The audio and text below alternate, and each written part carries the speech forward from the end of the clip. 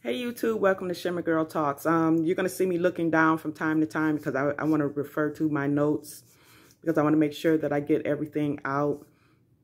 The title of I'm not going to give a title because I don't know what I'm going to name it yet. But I just wanted to talk about Black women in the media, movies, TV shows, stuff like that. And I'm going to backtrack and I'll probably be all over the place, so please bear with me. Okay, TV has come a long way for us as Black women, a very long way. And before I get into, what I plan to talk about, we still have a ways to go, however. And for starters, I wanted to talk about the erasure of Black women in their old TV shows that I watched either as a young teen or a few years back. But one thing that I noticed was the obvious blatancy, is that a word, of Black women. And, and some people may, watch this video or think, it's just a TV show, it's just a movie, it doesn't matter. But when young children are watching some of these shows, you ever hear people say, I was looking for representation for myself and there was never any, so what happens for some people, they end up like just grasping for any representation, even if it's a negative one, So I'm going to read down a list of TV shows and discuss them. And again, some of these are shows that I watched many moons ago, but I could still think about how I registered it in my mind as I was watching it. So there was this one movie, and I can't remember the movie, and I don't want to say, who the singer was and stuff, because that would create another topic in and of itself, and that's not the topic that I want to go for. But there was this singer. The movie was from the 1960s, and I watched it as a teenage girl. And this man was singing about all the beautiful women in the world. And out on stage paraded, obviously, white women, Asian women. I think there was a Mexican woman, and I think there was a Native American woman. Now, of course, me being a teenager and not really understanding fully racism and, the 1960s and stuff like that, a Black woman didn't come out as, being said to be the most beautiful woman in the world. So that kind of stuck with me. And then, even back then, I'm a sidetrack for a second. Even back then, 60s, 70s, maybe 80s, definitely 80s, stuff like that. Anytime a Black woman was used, she was usually racially ambiguous. Now, they would use a blue-black man all day long, the darker the berry, but when it came to a Black woman, his counterpart was usually, what color is she, And nothing against interracial, whatever, but but that's not the point of this video. Then Star Trek. So many people love Star Trek. I used to love to watch Star Trek. I haven't watched it in decades, but again, I'm going based on what I remember. Now, I know a lot of people praise Lieutenant Uhura, which, given that day and time, yay for her. I mean, she was a force to be reckoned with. But if you notice in any of the episodes, anytime they needed a woman to be assaulted, it was always her. Notice that. Anytime a man would step forward to save her or help her, somebody always stopped them, which is the complete opposite when it comes to white women. They can be built up like Hulk Hogan. She's going to get protection. She's going to be helped. So I don't like the fact that all other races of women get to be damsels in distress, but when it comes to us, we can handle our own. But you have this big old man slapping Lieutenant Uhura across her face, and no one came to her rescue. I don't like that. Yes, that was back in the 60s, but that's the point of my video. And I will probably segue off into another one about Black women and protection. That's going to be a separate video. So the next show was Red Dwarf. Now, I used to watch that back in the early 2000s, really early 2000s. Very silly little sci-fi show. I like sci-fi, I do. And I remember there was, I don't remember the complete episode, but in the episode that I'm talking about, you had two white men and a black male. Well, he was a cat, you know, like I said, it's sci-fi. So the white men had their white female counterpart. So as I'm watching it, I can't wait to see who the black man's counterpart's going to be. I'm just thinking it's going to be a pretty black woman. It was a dog. I kid you not. The white men had white women. The black man got a dog. And people might say, that's no big deal, but that's a subliminal message, in my opinion. Then, Designated Survivor. It was a good show, political show, in the mid-2000s or whatever. I'm going to segue off.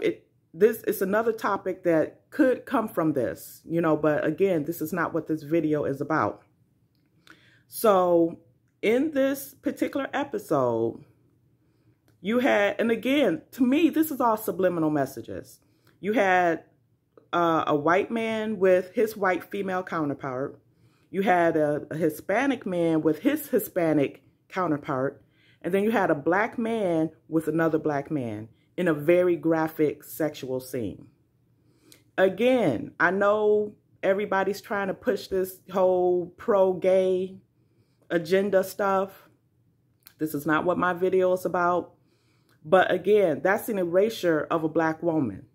The other races of men had their counterpart, but the black man, again, without the black female counterpart. And then the last example I'm going to give, it was Independence Day, Resurgence, or something like that. The movie was utter and complete trash. But again, it was just so many red flag stereotypes in that movie. You know, if you don't know what to look for, you might not understand what I'm talking about, but I didn't like it at all.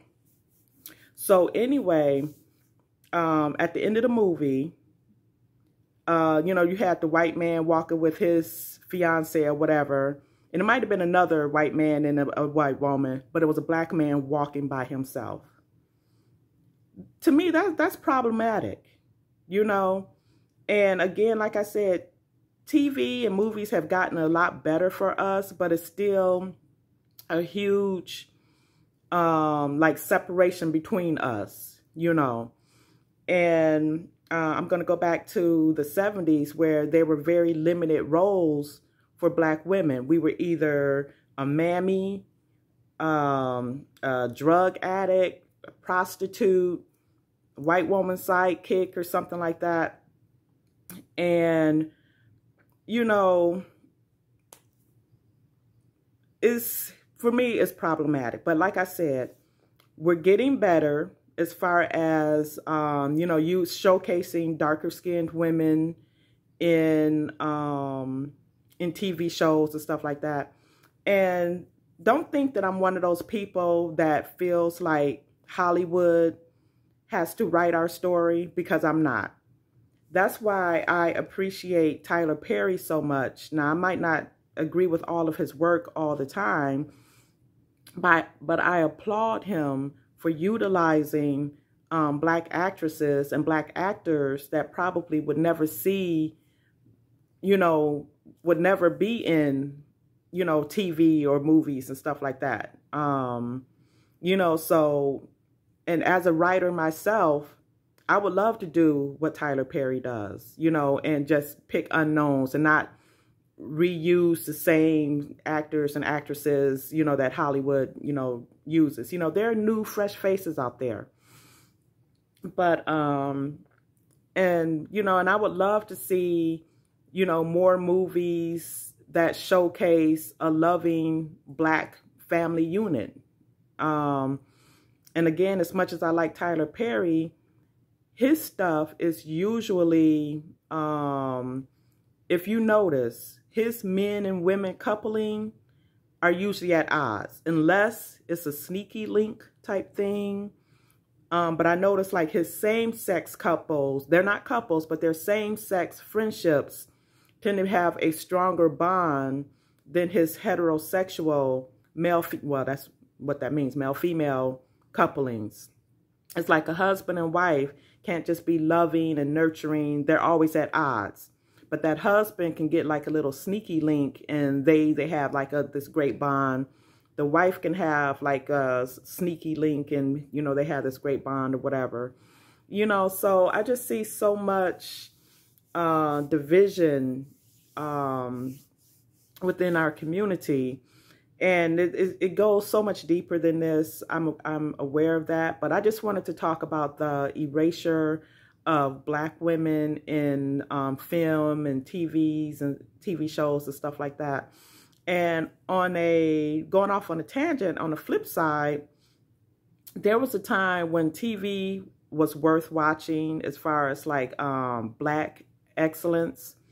You had not only The Cosby Show, A Different World, even Living Single and Girlfriends.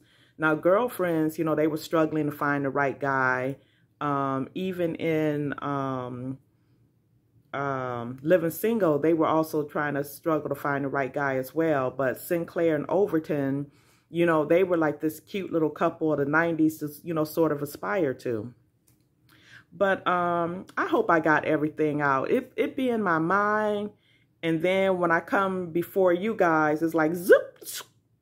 But that was my topic for today. The whole, like I said, the erasure of Black women from the Black male counterpart, or the negative versions of us, you know. But again, we've come a long way, but we have a long, long, long ways to go. But we also have to write our own stories. So thank you to like the Tyler Perrys and the Ava DuVernays and, you know, whoever else who, you know, wants to showcase us in a positive light. But thank you for watching my video. Check out my other videos before you subscribe. And if you vibe with what I say, please subscribe. And I will be back soon. Bye.